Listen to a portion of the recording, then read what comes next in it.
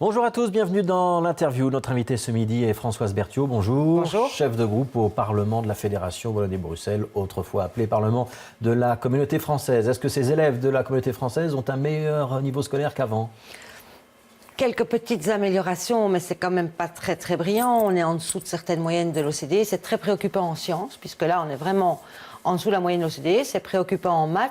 Ça s'améliore en français, mais malgré tout, ça reste quand même très moyen, très morose. C'est pas dramatique, puisque les plus forts restent assez forts, mais ce qui est très inquiétant, c'est que les plus faibles restent très faibles et qu'on n'arrive pas, quelles que soient les politiques menées, à remonter ces plus faibles et à les ramener dans une bonne moyenne. Est-ce qu'on n'a quand même pas progressé en lecture? On est au-dessus de la moyenne. En maths, on frôle la moyenne OCDE, mais on est au-dessus de la moyenne européenne. Oui. Et surtout, les courbes sont reparties à la hausse. Enfin, on est plutôt en progrès. Ce n'est pas des progrès que vous avez envie de saluer? Ce sont de petits progrès. Et ce sont des petits progrès qu'il faut bien décortiquer en regardant que les élèves faibles restent encore très faibles et que nos élèves les plus forts sont un peu en train de se tasser. Ce qui veut dire que le niveau moyen de nos élèves ne s'améliore pas. Ouais. Alors, en sciences, il y a un vrai problème. En sciences, il y a un vrai problème. Comment on peut remédier à ce problème? Et ce vrai problème, je voudrais dire, on le retrouve dans toute la filière. Ils ont des mauvais niveaux en sciences. On a peu de jeunes, trop peu de jeunes qui s'orientent vers les études scientifiques. Et puis, on manque d'ingénieurs, on manque de scientifiques. Donc, il faut vraiment y remédier, je pense, en voyant certaines méthodes d'apprentissage.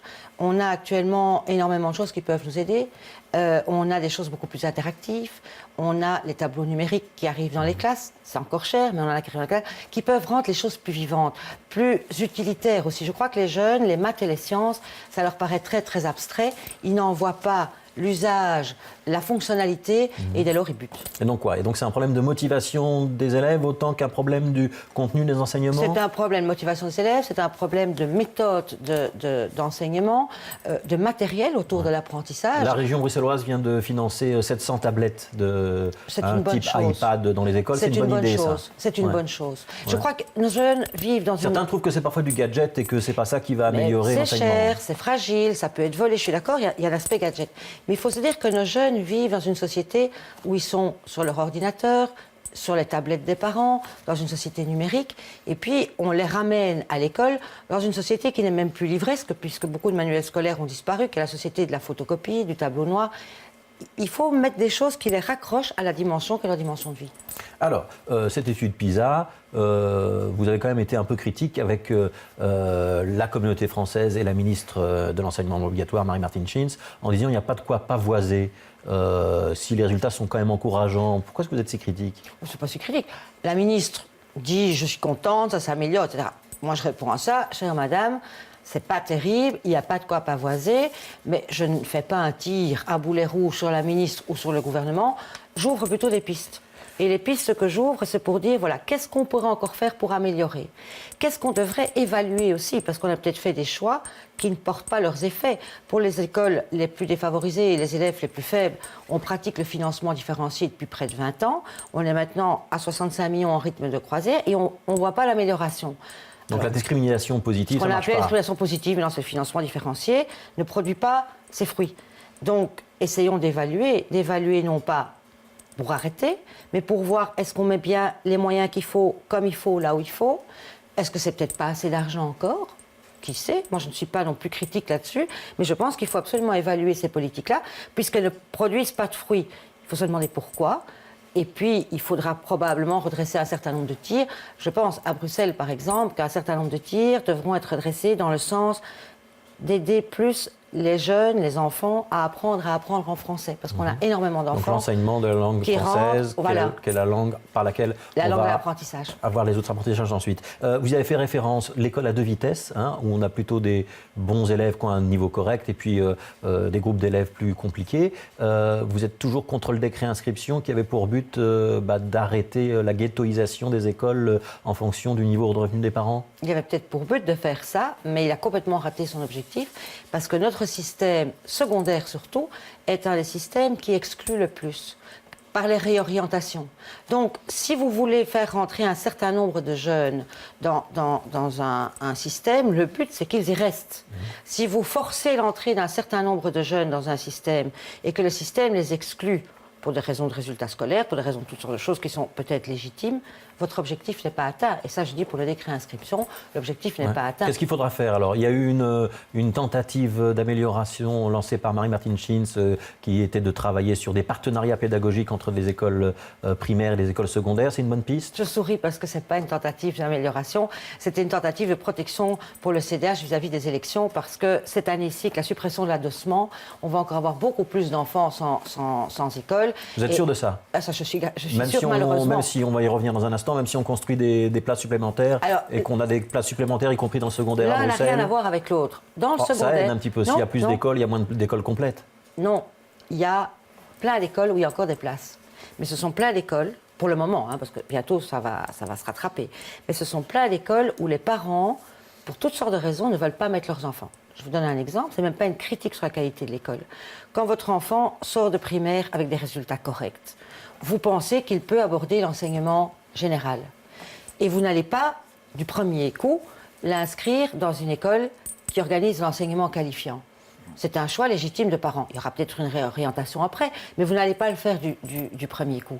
Donc, il y a des places, mais elles ne correspondent pas au choix des parents. Et il y a surtout des parents qui n'ont pas envie d'aller dans certaines écoles parce qu'ils n'ont pas envie que leurs enfants se mélangent avec d'autres. Ça existe, ça, quand même, aussi, non? Certainement, certainement. Parce que les gens ont des préfigurations de ce qu'est réellement une école. Mais il y a quand même des écoles qui sont plus connues que d'autres pour produire de bons résultats, et d'autres plus connues que d'autres pour avoir de la violence, pour avoir des pénuries d'enseignants, pour avoir des heures de fourche, etc.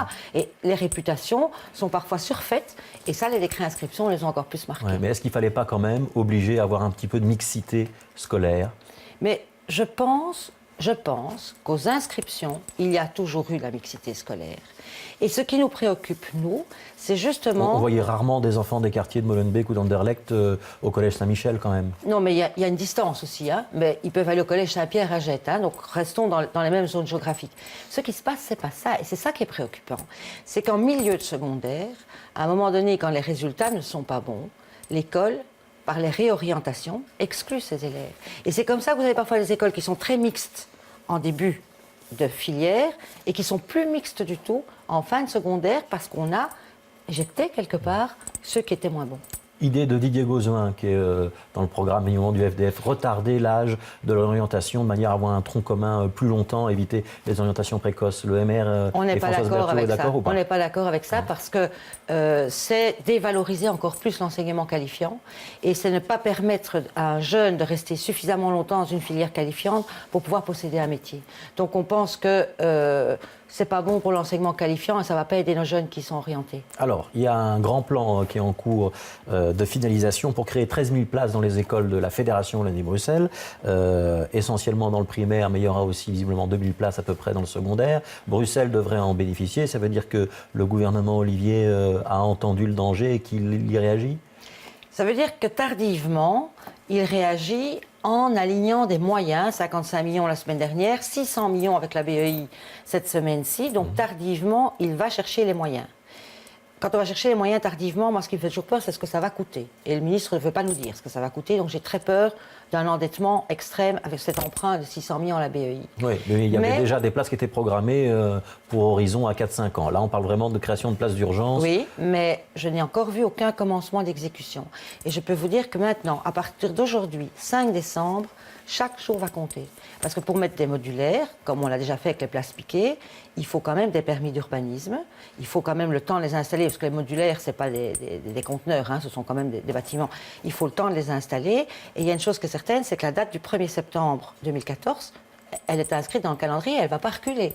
Donc si on ne peut pas, avant la fin de l'année 2013, finaliser les introductions de demandes de permis, mais on a le nez dessus, et puis après ça, les commandes, parce que dans le public, on ne commande pas comme un privé qui va avoir sur catalogue. Il y a quand même des cahiers des charges, des procédures. Il y a un appel d'offres, un marché public. La construction, on n'y sera pas pour le 1er septembre. Ouais. La communauté française dit oui, on a parfois un problème avec les communes bruxelloises, on ne sait pas réellement ce qui reste comme place et ce que les écoles ont besoin, et où les communes ne nous informent pas réellement de ce qui se passe. C'est le cas à Etterbeek, par exemple, puisque vous êtes une Etterbeekoise. Oui, mais Etterbeek n'est pas dans les cahiers de l'IPSA comme une des communes critiques. Donc ma commune a plutôt encore suffisamment de place. Ce qu'il y a, c'est que les communes se protègent parce que comme la communauté ne suit pas suffisamment vite pour mettre vraiment les places à disposition, les communes ont un peu le réflexe de dire moi, je garde mes chiffres, je ne leur donne pas raison, hein, c'est un peu un bête petit jeu, mais je ne donne pas mes chiffres tant que je ne sais pas où je vais avec cette communauté. Et je pense que si la communauté avait été plus proactive dès le départ, eh bien, les communes probablement auraient plus joué le jeu. Alors, les académies, projet de faire payer à Minerval pour les académies, donc les cours de musique, les cours de dessin, débat animé hier au Parlement. Marie-Martine Schins va visiblement retirer le projet, c'est une bonne nouvelle pour l'opposition? C'est une excellente nouvelle. On avait déposé un amendement mardi matin visant à supprimer cette mesure. Ça a fait railler dans la majorité entre eux toute la journée de mardi pour voir si elle était soutenue, pas soutenue par ses partenaires de majorité. Et il s'est avéré fin de journée, que clairement PS et Écolo l'avaient lâché. On a essayé de faire voter notre amendement, puisqu'on a dit, voilà, puisque vous êtes d'accord, votez-le. La coquetterie de majorité, je suppose qu'ils vont venir cet après-midi, enfin, avec la suppression de cette mesure. Oui, mais il faudra retrouver l'argent ailleurs. C'est 1 million d'euros. C'est 1 million d'euros qu'il faut compenser ailleurs dans le budget. Nous avions trouvé dans notre amendement à le compenser. Il y a toutes sortes de choses dans le budget de la communauté qui vous permettent de trouver 1 million d'euros qui représente 0,017%. Ouais, mais sur le principe, si on doit payer pour aller faire du foot, du basket à la salle de sport, est-ce que c'est pas normal aussi de payer un petit peu si on veut faire du dessin ou de la musique? Attention, la mesure qui est visée, c'est la mesure des fameux 17 € de Minerval pour les plus défavorisés, qui jusqu'aujourd'hui ne payent pas. J'ai entendu la ministre dire les CPS n'ont qu'à payer. Je suis désolée, je suis présidente de CPS, je suis incapable de payer avec quel argent que je trouve où des Minerval. Je pense que dans des familles défavorisées, le mois de septembre est déjà très sensible à la rentrée des classes, il faut acheter du matériel scolaire, parfois des chaussures et tout. Si vous rajoutez encore 17 € de Minerval par enfant, on en a 3, ça fait 51, eh bien tout simplement ce qui va se passer, c'est qu'on ne va pas les inscrire dans les académies. Et je pense que ça va être un véritable barrage à l'accès à la culture. Alors j'ai quelques questions Twitter pour vous, d'une ASBL qui s'appelle Aide. Alors c'est une question sans tabou. Hein. Est-ce qu'il y aurait déjà un accord pour le mouvement réformateur à l'enseignement en 2014 et Françoise Berthiaud déjà ministre? Info ou intox? Ça c'est la question qu'on vous pose. Intox. Intox. Donc il n'y a pas de... Il n'y a pas de garantie que le mouvement réformateur monte dans une majorité et qu'il ait le portefeuille dans l'enseignement. Est-ce que vous revendiquerez le portefeuille dans l'enseignement si vous êtes dans une majorité? Appelez mon président de parti.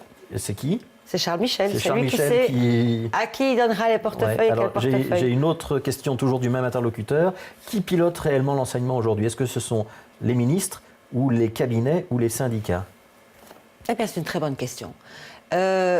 L'enseignement est piloté par le gouvernement de la communauté française, mais avec une administration très forte, qui en fait parfois qu'à sa tête, et avec des pressions extrêmement fortes des syndicats d'enseignement qui sont très puissants. Merci Françoise Berthiaud d'avoir été l'invitée de l'interview. Tout de suite, c'est la météo. Bonne journée à tous.